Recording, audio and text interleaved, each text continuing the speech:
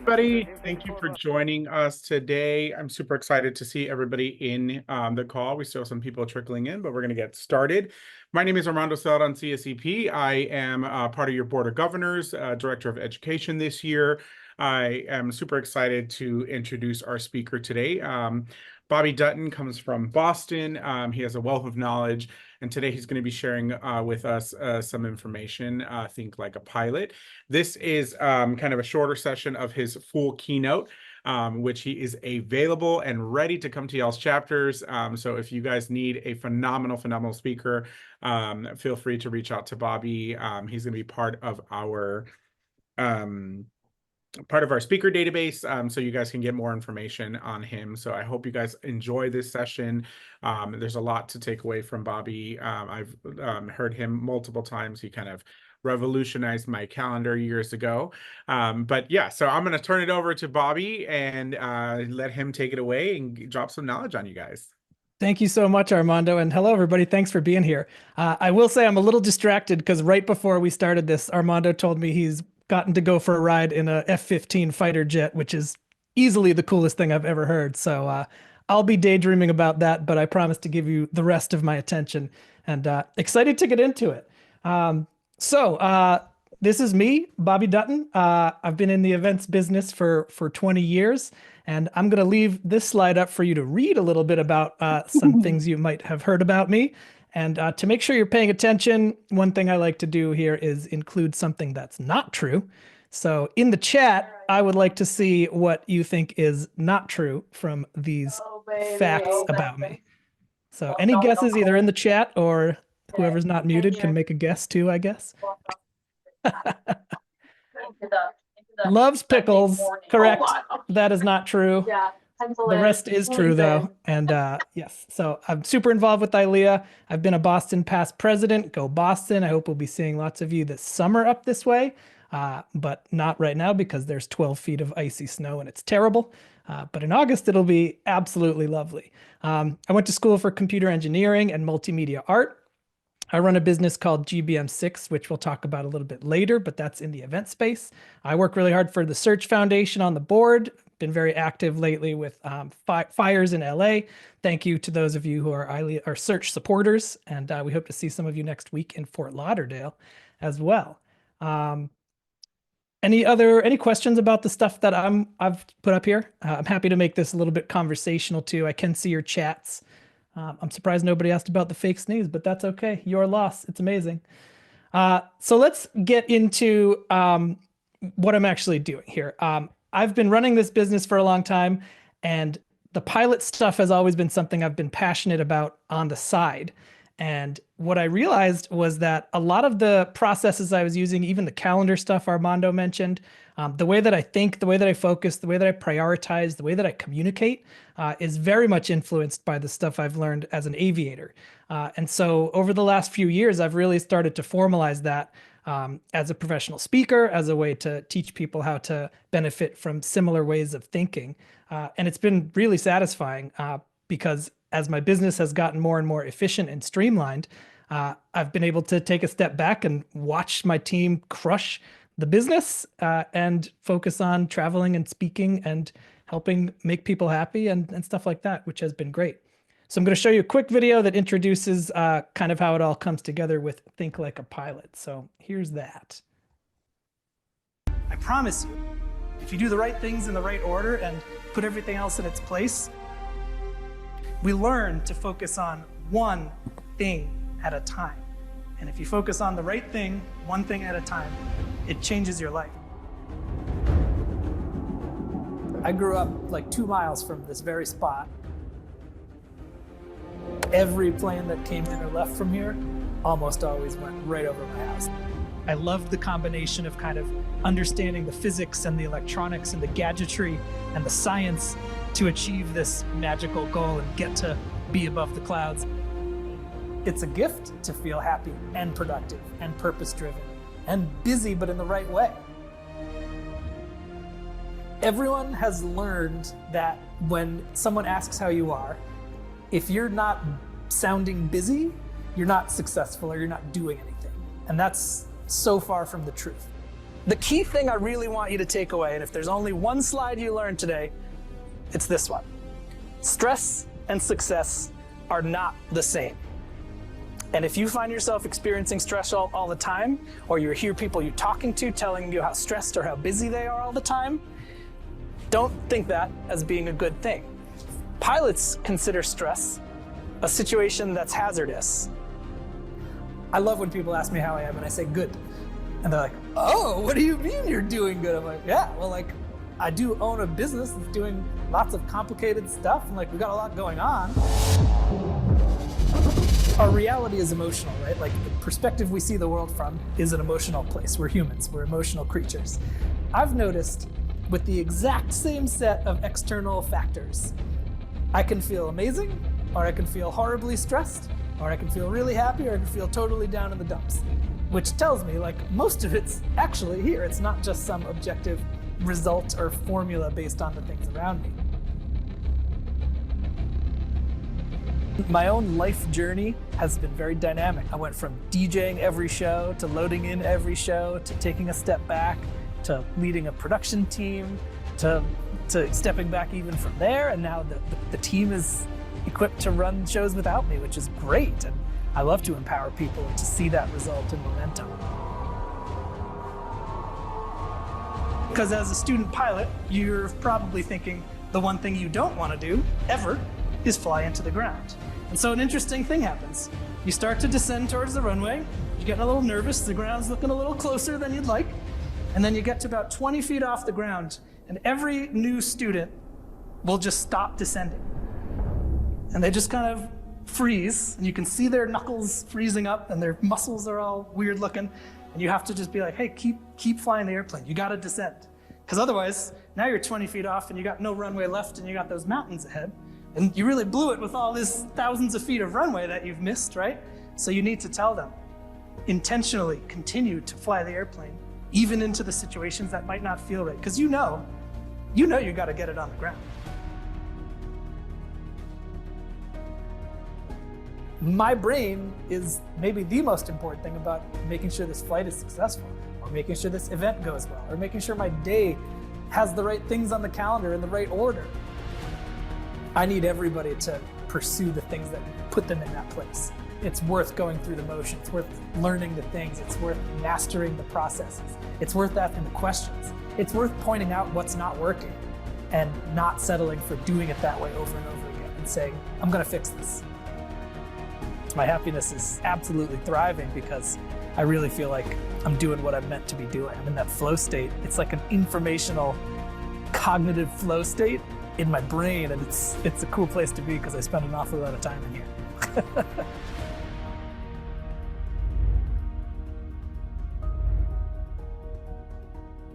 So that's what we're here to cover. And as much as I would love to just talk about airplanes the whole time, yes, a lot of these anecdotes come from the pilot perspective, and there's a lot of airplanes going on. But it's really about the way pilots think. And that's what we're going to be focusing on. How do pilots think? How do they operate? How do they communicate? How do they focus? How do they prioritize? And how do they stay calm, especially in a crisis? The full session, as Armando mentions, goes deep into some real applied stuff to how you can actually apply this stuff at your desk, on your calendar, in your life. And I would love to do some more of those sessions too. So please do look for opportunities to bring me for your chapters or your clients or your events. I would be happy to talk about that once you see what this is all about. So the way I've applied pilot thinking on the ground is my company GBM6. We started off 20 years ago as a DJ company, and we basically wanted to make DJ shows bigger than concerts. And that was a totally new model for concerts. And it really worked. And it has since grown into a bigger company called GBM6, which now we do a lot of major college events featuring big artists. We do immersive art, and we do about 30 shows a year and just have an absolute blast doing it. It's been really cool to apply all of this thinking in a way that really benefits the business and the customers and the people that attend our events. So let's talk first about, how do pilots sound? Let's listen to them for a second and think about that.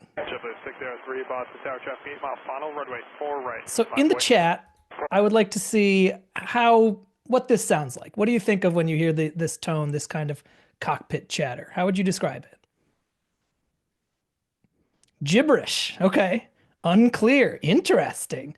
Just because it's kind of garbled and hard to understand with the distortion, I guess. Okay. Authority is an interesting one. There's a certain confidence there. Brief and informative. Yeah, that's good stuff. Mission. I like that. Mission driven is a great one. Yeah, thank you. This is all good stuff. Compared to that, how would you say people sound generally? Do we sound exactly like that? Do I sound like that pilot right now talking to you? How do I sound? Also gibberish? Not me. Thank you. Okay. How do people, when we meet at a networking event for ILEA or for an events industry conference, when you talk to someone and say, how are you doing? What do they always say? Do they say, I'm doing great. I'm super organized. I'm very focused on the right things. They say, where do you work? Okay. They're more conversational. Yeah. And that's okay. I'm not saying we should all sound like pilots because obviously that's not necessarily the goal, but there are some things that we can learn from that because I think the alternative is a lot of people on the ground tend to sound a little bit more like this guy. You're a little bit frazzled. You've got a lot going on. Your attention's being pulled in a lot of different directions simultaneously. And this is a great quote that I think, unfortunately, is relatable for a lot of us within the events industry and in general. Does this resonate? Does this sound relatable? So what I want to do now is look at why do pilots sound so different than us on the ground? Is it because they're less stressed than us? Are they bored? Are they not interested in airplanes? I can tell you that's definitely not true. What's really going on here is interesting to look at from the perspective of flow state. If you're not familiar with flow state, this graph changed my life. Flow is this magical place in the upper right-hand corner, and it's when you're feeling like you're doing what you were born to do. You're feeling this sense of ecstasy and timelessness. You're not distracted by anything else. You are in the zone and hyper-focused, and the activity itself is its own reward, and you feel like you could just stay in that mind space doing what you're doing forever. It's the greatest. And I think some of us, pursued events because of the kind of flow state emotional objective we're trying to achieve. And I think that's fantastic. But as we just kind of discussed, a lot of us tend to exist over in this worry, anxiety state when we're feeling a little bit overwhelmed. And that's exactly what we need to combat here. So let's look at this where pilots, I think from the ways you were just describing it in the chat, they kind of sound somewhere in this bored relaxation, maybe control area, whereas the stressed out person on the ground in the cube tends to exist at worst in this apathetic space in the lower left, but often in this worried or anxious area. And I think that's true, and I think that's kind of a shame. And what's interesting here is look at what's actually defining these different mind spaces. Flow state, the thing we want, is when you're being highly challenged in an area in which you're highly skilled. That's what puts you in flow state. For me, flying airplanes puts me in flow state because I find it challenging and I've worked really hard to develop a lot of skills. And that puts me in this ideal upper right mind space, which I absolutely love. So you might be asking, wait a minute, why do these pilots all sound bored, relaxed, and maybe in control? Why are they down here? And look at the graph. The answer is right here. It's because they're not generally challenged when they're sounding like that. When they're making an announcement on the PA and saying, ladies and gentlemen, we're going to be cruising at 35,000 feet, get you down to Fort Lauderdale, where the local weather is 62 degrees, light winds out of the northeast, right? They are a little bored. They're definitely relaxed. And that's good because guess what? They've done this flight 1,000 times before. They know everything they need to do in order to accomplish it safely.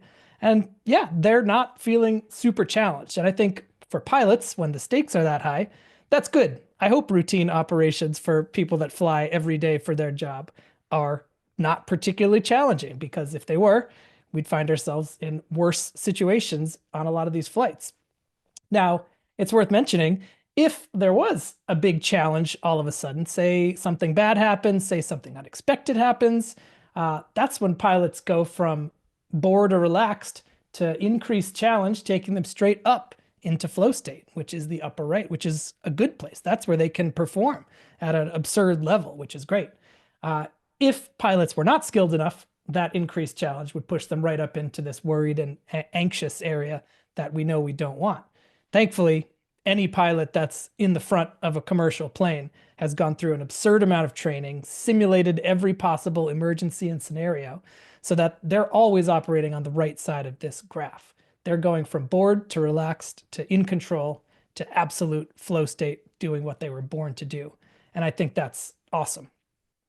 For the people that are feeling anxious over here, now we know exactly what we need to change to get somewhere better. What we need is either more skill or less challenge, and that would improve our situation. So what I love about this as an engineer is it's data. It shows me exact steps of how to get from where I am to where I'd like to go. And of course, as a pilot, going where you're trying to get to is important. The key thing here, and we saw a snippet of this in the video, is stress and success are not the same thing. This is really important because I think for some reason we've all normalized this sense that if I ask someone how they're doing and they tell me super busy, then I better sound busy too, or it sounds like I'm not doing anything. I'm unsuccessful. I'm just sitting around taking up space, wasting time. And I don't think that's true. I would rather be known as somebody who's relentlessly optimistic, who's hyper focused, who's organized, who's challenged and talented and excited. That's who I want to be. Not if someone asks me how I am, I don't want to be the one that just says super busy. That's not the one thing I want to summarize. So I would urge all of us to ask ourselves if we've ever answered that question, how are you, as busy or overwhelmed? Don't think of that as a good thing. Remember, pilots would call stress a hazardous situation that says you're literally unfit to operate safely. And we're gonna check out some of this in the next slide here. We all know pilots use checklists all the time. For literally every phase of a flight, there's a checklist with exact steps written down, what to do in what order. Why do you think we use checklists? Is it because pilots don't remember all these steps? No, they remember most of them, and all of them make sense, and we understand why they have to happen in that order, but they're important, and there's a lot of them. And if we miss one, it could cause real problems. So yeah, even if I do memorize it, I'm going to go ahead and use that paper checklist or on my screen to make sure I'm going through the right steps and confirming that everything's getting done properly. Two of the interesting checklists are the ones you're looking at now. These are called pilot readiness checklists. And before every flight, one of the first things we check on is what's the condition of the pilot? That's me. What's the condition of the aircraft? Does it have enough fuel? Is it ready for performing at the level I need it to for the plan for this flight? What about the environment? Are there weather conditions I need to be paying attention to? Are those going to cause problems? If there is weather, what do I need to be ready for to adjust?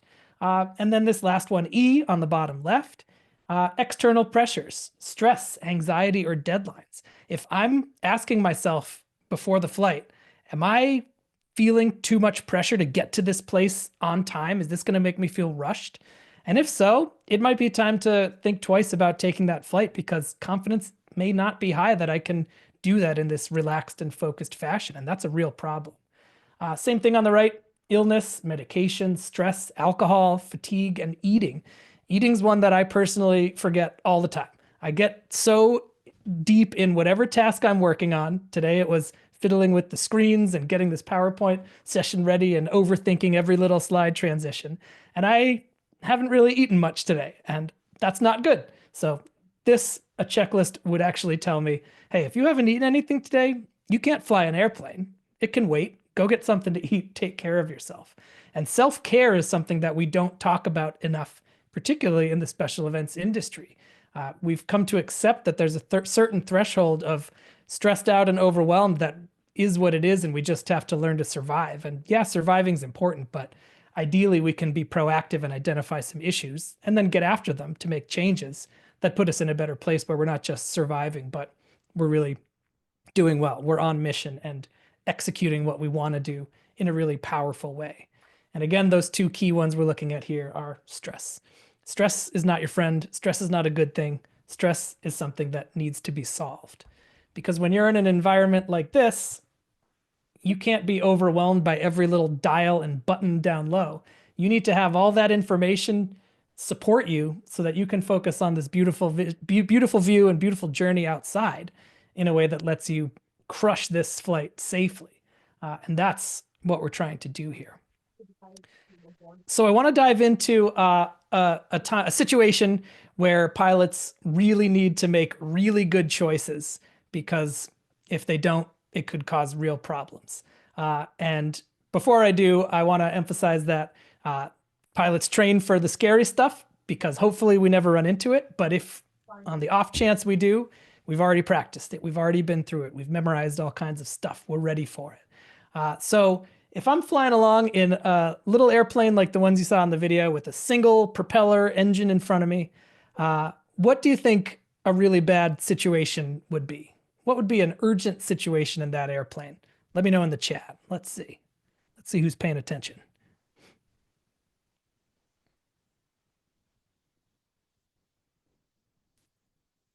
The question is, what would be a really urgent situation in a small single engine airplane?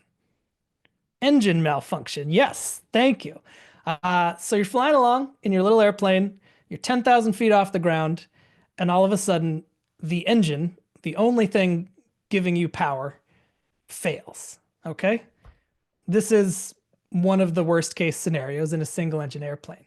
And before we dive into this, yes, if the fire was what caused it, absolutely, that could be even worse.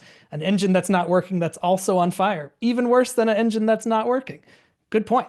Now, let me say that for anybody that might be a nervous flyer, if I'm terrifying you by talking about this stuff, let me just say all the planes you fly in for commercial flights almost always have at least two engines. And in commercial flying, that's really important because there's so much redundancy that even if one of those engines stopped entirely, you could continue your flight. You could actually climb with only one engine working. So this engine failure scenario is very unlikely to happen in a negative way in a plane that has two engines. The little planes I fly, however, have only one engine. And so when that engine stops working, things get scary. And so what are we going to do? We talked about those checklists. So yeah, in the back seat pocket over there, I could reach over and grab the binder, flip to the tab that says engine emergency procedures.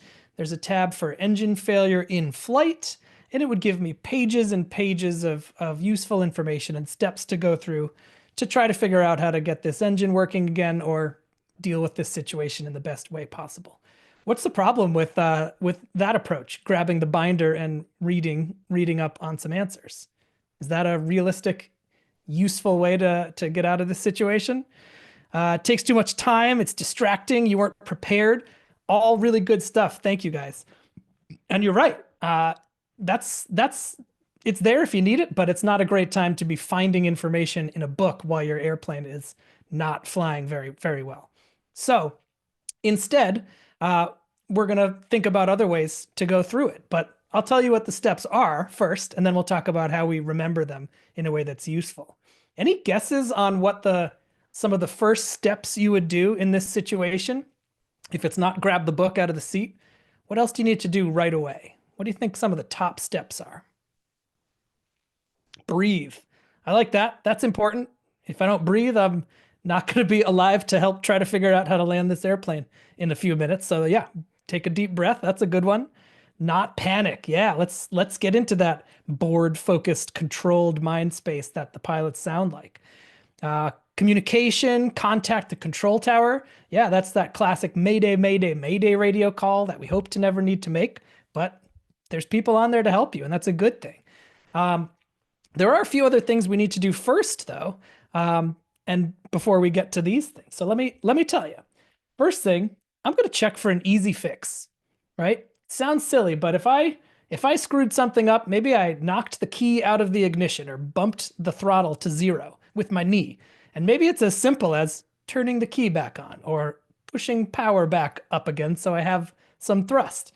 Maybe I can undo whatever I just did and it will make the engine work again perfectly just like that. Then I take a deep breath and say, oh my God, that was terrifying. For a second, I thought I had a big situation, but I tried some easy, quick steps. I changed something and we're back on track. whew, okay, everything's fine. If that was the case, I'm glad I didn't make a big deal out of it or do something else that made the situation worse. I checked for a quick fix, and sometimes that's the easiest thing. The next one's interesting. Manage the pitch to achieve the best airspeed. Get my little handy airplane model here. And so what that means is if you're flying along in this airplane and you have no power, you're going to start to sink like this, right? I know it's scary.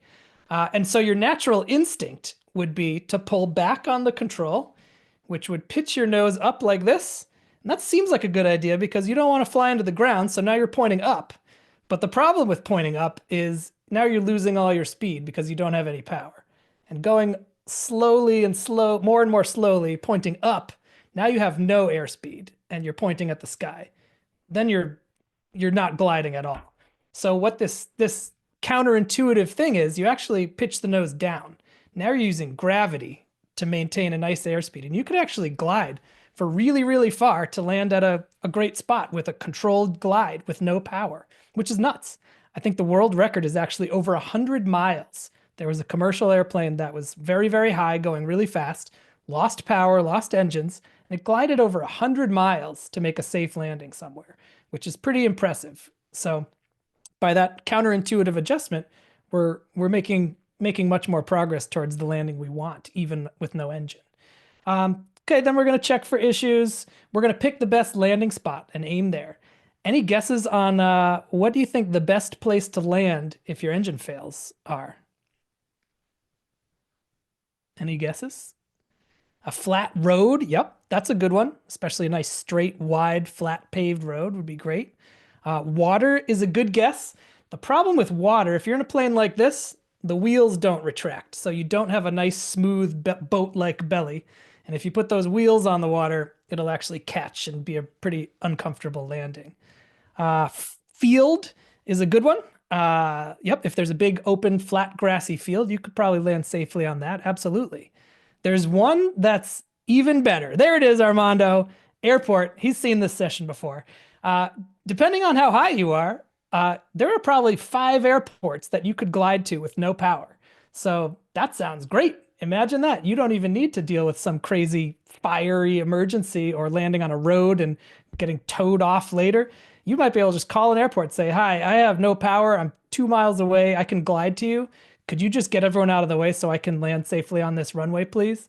And of course, people will want to help you, which is great. So some interesting things to learn. The themes we're seeing here are sometimes the thing that your brain goes to directly, instinctively, is not the right one, and you have to challenge that to make the right adjustment.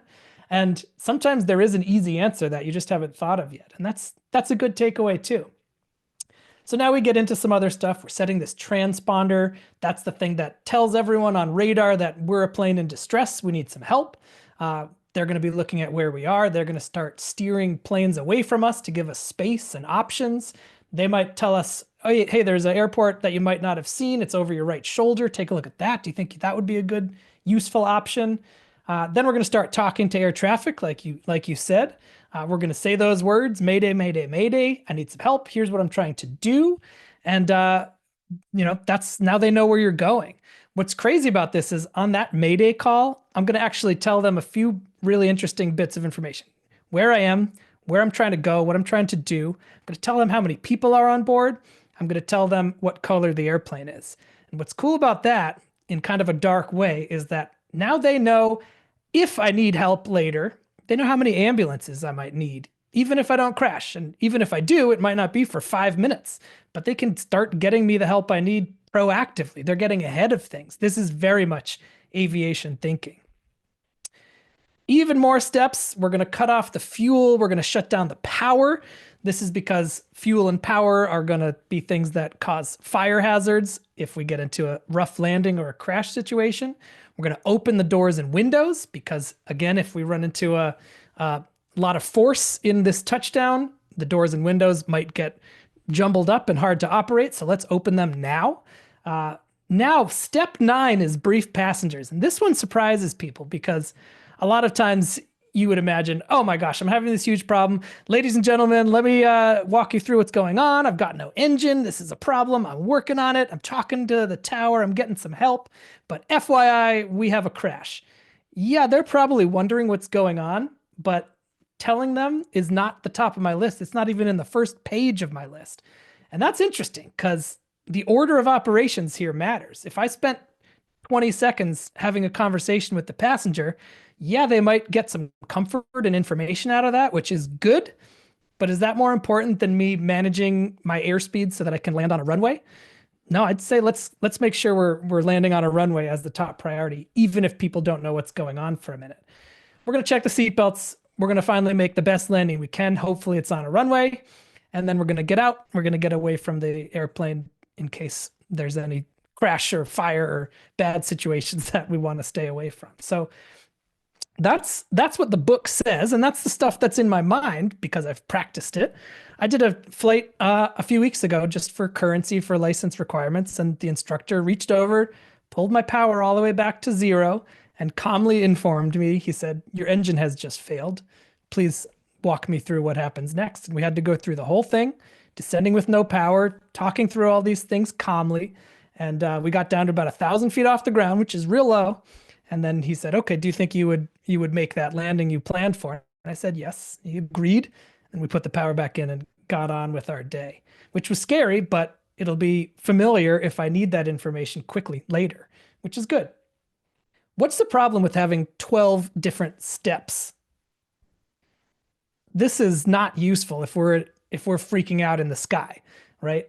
We need something that's even more useful than that I might be able to think of even after having practiced these high pressure situations. So here's the way we actually summarize that. Instead of 11 steps in a very particular order, it's A, B, C, D, E. First, manage your airspeed, right? In most planes, it's about 90 knots. That's the speed that's going to give me the best glide radius, which means the best amount of options to land on safely.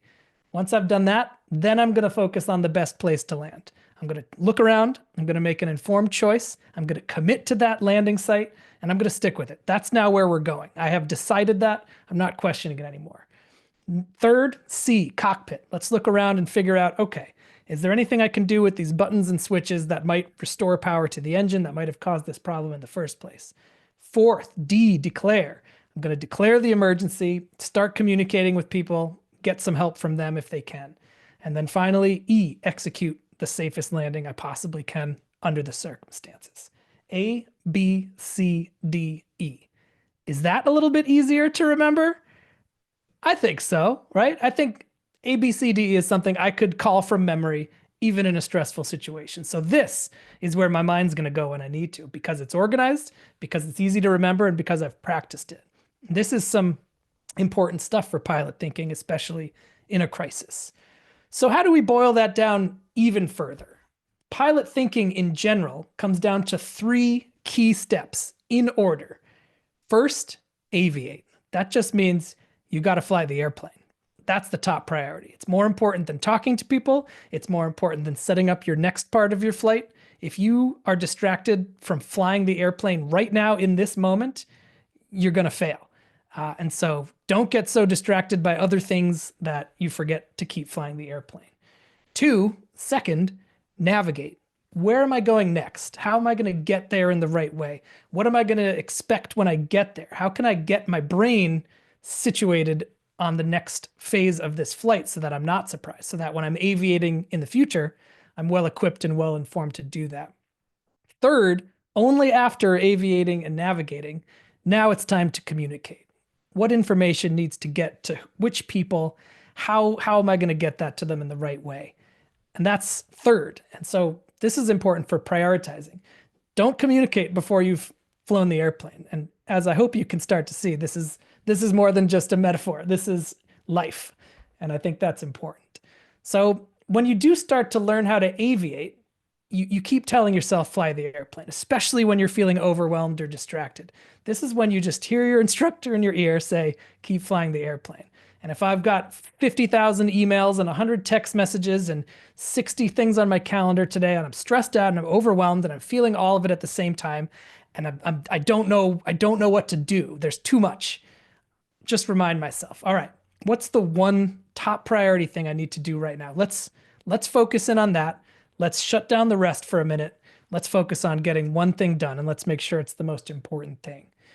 As you start to think like this, you become less distracted, less stressed, less overwhelmed, and you start to feel more focused, more present, more responsive, more able to see the curveballs that are coming at you and reacting to them in a really intelligent way so that you can be proactive. That, I think, is some of the most important things about what's most important in life at any given day. Next, navigate. This is a really interesting quote. It's paraphrased from a Seneca quote, but if you don't know where you're going, nothing can help you get there. And that's pretty mind-blowing to me, because I think a lot of the people that feel stressed and overwhelmed, it's real and it's a terrible way to feel, but they're not sure what shift they want next. What thing do they want to cross off their list? What would make them feel better? What would make them more productive? What would put them back in a situation where they're present and focused? So navigating as a second major priority is absolutely critical. Once you figure out how to calendar, how to navigate life, and how to navigate your day, you'll feel less like you're improvising, less surprised by everything that's thrown at you, less frazzled. You'll feel more proactive, more like you're able to anticipate things, that you're organized, that you're going to the next part of your day or your life on your terms. And that's when you start to feel like that pilot voice that was really calm and in control, even when things were going a little crazy. And that's something we can definitely take away from airplanes and aviation. Wisdom is speaking because you have something to say. Foolishness is speaking because you have to say something. That's an interesting quote. And I think that's really true, because in this day and age, we're all buried in information and words and text messages and social media. Everyone has a platform to say whatever they want to everyone else at the same time. And there's just a lot flying around. And it's tough to know which thing do you need to listen to and how do you filter that out from the rest. And that can be challenging, but intentional communication, getting the right information to the right people at the right times, is really important. I can remember sometimes flying airplanes where I was going down through New York, and New York is really busy airspace. You've got JFK, LaGuardia, Teterboro, and Newark all in the same place. You've got super restricted airspace underneath you. It's scary, and there's a lot going on with commercial traffic from all these places. There's military operations. And I remember getting on that frequency to tell them I wanted to cruise through New York, and there was just so much going on. The thing you need to do first, before I spit my information into the craziness, I need to listen. I need to understand the environment I'm entering. Who's in here? What's going on? Is there an emergency I need to watch out for? Do I need to take a step back and let these controllers focus on something else? How stressed out is everybody else? And then only once I got a sense of that, then I find the right pause to come in thoughtfully with the right information in that really specific, targeted, abbreviated way. And I said, this is who I am. This is where I am. This is what I want. And that's so much more helpful than some of the rambling, non-targeted communication that I think a lot of us see on the ground. And I see that a lot with emails. You know, again, I'm not trying to make all my professional business emails sound like pilots talking boringly on the PA, but I do see a lot of emails that are like this long, and it's like, hey, Armando, great to talk to you yesterday. I hope everything's going well with you.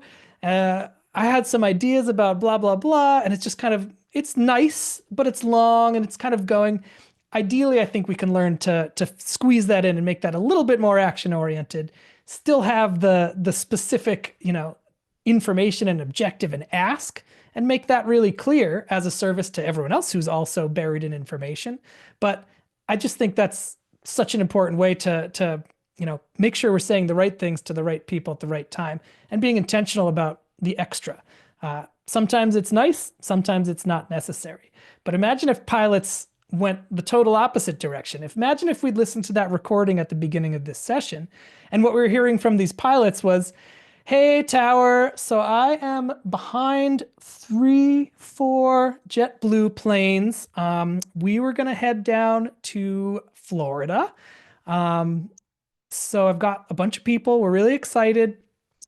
If you have a minute, could you let us know about the weather in Florida? And should we just follow these four planes, or it's just like there's just no time to have this diluted, broad conversations when all that tower needs to know, I'm waiting to take off, I'm ready to take off, and I'm number four.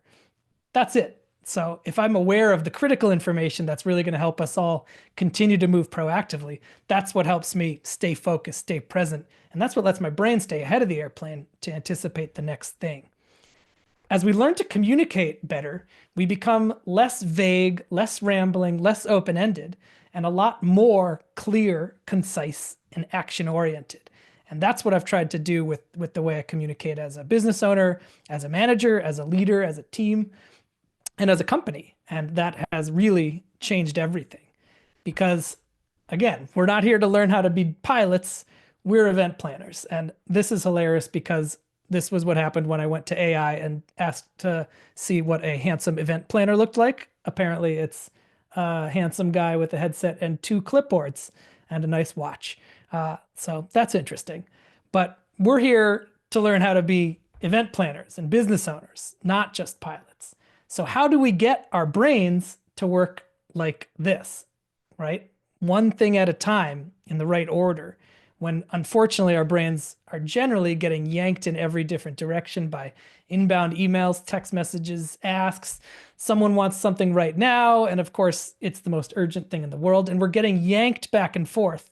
And our attention is looking too much like this sketch on the right and not nearly enough like this organized, controlled, proactive, getting these four things done without any junk on the side. And the key thing here is we just need to accept the fact that in reality, you're only good at focusing on one thing at a time. There's this myth of multitasking. There's this pressure that we get from our culture, our environment, our clients, our team, that there's 3,000 things that we need to be paying attention to today. But in reality, you can't. You will not focus on all of those things properly today. So you need to be really intentional about which things you do want to focus on today, which ones are the high priority things, which ones can wait, and how do I organize my day in a way that takes me through those four dots, the right four dots in the right order at the right time. Because at the end of the day, I'll get the same amount of stuff done as I would have if I had been frazzled in 30 different directions, but I'll be more relaxed, I'll be more in control, and I'll be more productive. And that's real. And I know this is sort of a cliffhanger, but please come visit me at TSE next week if you're in Fort Lauderdale, or please book me for a session to do the whole thing. I'd love to chat with your chapter. I'd love to chat with your clients or your events, because when you learn to think like a pilot, I promise you, you'll be more productive and more focused and more calm, even in a crisis. And I'll leave you with this great quote from Leonardo: "For once you've tasted flight, you'll walk the earth with your eyes turned skyward, for there you have been, and there you will always long to return." Thank you all so much for hanging out. We do have a little bit of time left, and I'd be happy to do some chats or answer some questions if you like.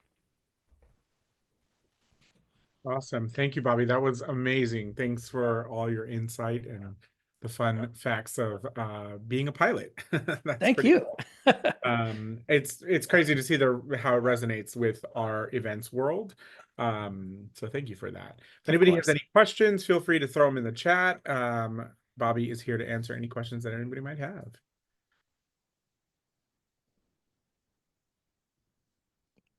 And while we're waiting for those to come in, this QR code, if anyone wants to dig deeper, learn about the talk, learn about pilot thinking on Instagram, or learn more about GBM6 or the speaking business, there will be all kinds of links if you hit that QR if you like. Awesome. Well, I don't see any questions coming through unless somebody wants to jump one in real quick. But again, thank you, Bobby. We really appreciate it. Oh, I see one. Here we go. How do you remain in the flow state during an event? Yeah, I think a lot of that is the preparation. It's the accountability, it's the roles, it's the compartmentalization. But it's that same thing. It's that prioritizing, right? It's tempting when things go wrong to freak out, right? You're instantly overwhelmed by what if this happens, or what if somebody got hurt? And it's tempting to just start yelling and talking to everyone and panicking everyone. But you got to just take that breath, like somebody said here, which was really good, and say, what do I actually need to do right now? A great example of this, the equivalent of an engine fire at an event. I was DJing once years ago for thousands of people, and we were crushing the show. Everyone was super happy.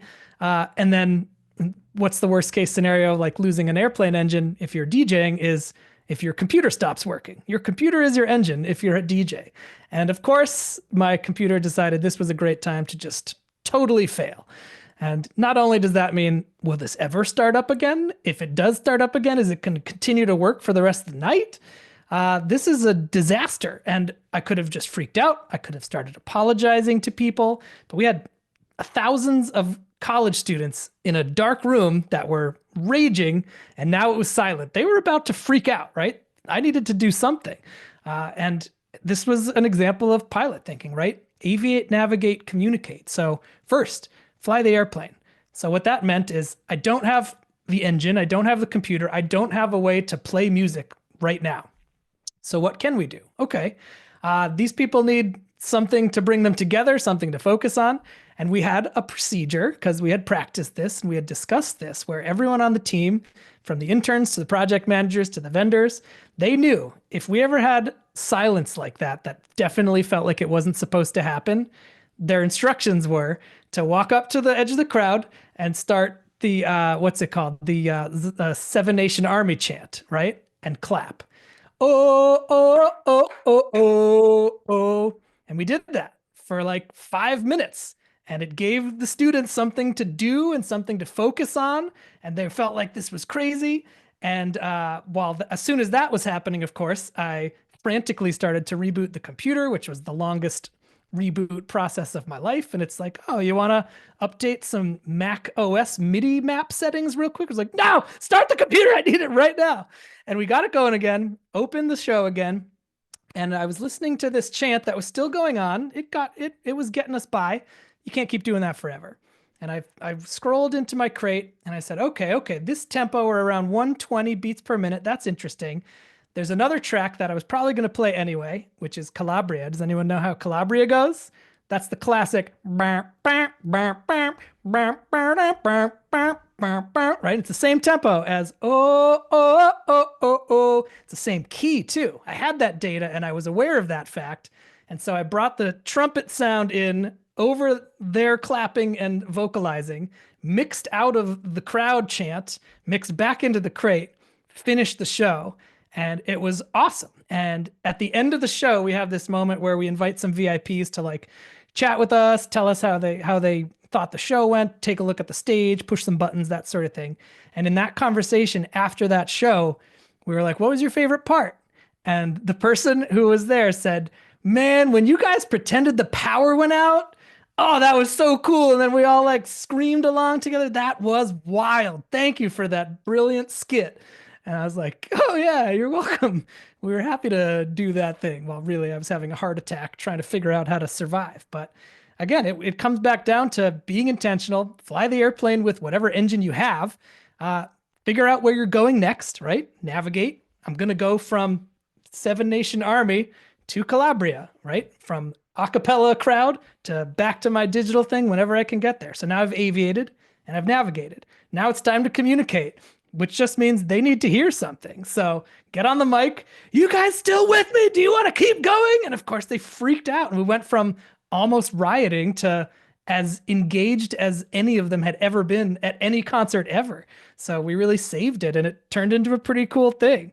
Aviate, navigate, communicate. And that's why this 3-word mantra, you can really apply this to most situations, especially scary ones. Fantastic. Thank you. That was amazing. Thanks. Awesome. Did you ever use the fake power outage ever Oh again? my God. We do intentional versions of it, Yeah. not quite that raw. But now the key takeaway there is every time we do a show, we do rehearsals. So every couple of months, the DJ will do a recorded rehearsal. We send that file to the lighting folks, the video folks, so we all know what to expect musically. then it's live that night, but it's a similar version to the rehearsal typically with whatever, improvisations and reactions change it. But that file is now on standby on a second computer at the side of the stage. So if there's some frantic eye contact signal to the stage manager that says, I can't give you any sound right now, switch to the rehearsal recording, and then we could get by on that during a reboot. So we've got options. This is a good thing. That's like our second engine on a commercial flight. If one goes out, the show must go on. Perfect.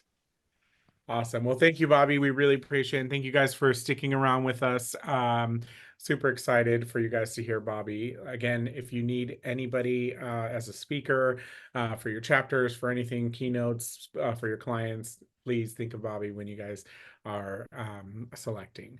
Thank you, guys. We appreciate your time. That's all we got for you today. Bye, everybody. Thanks for Okay, having me.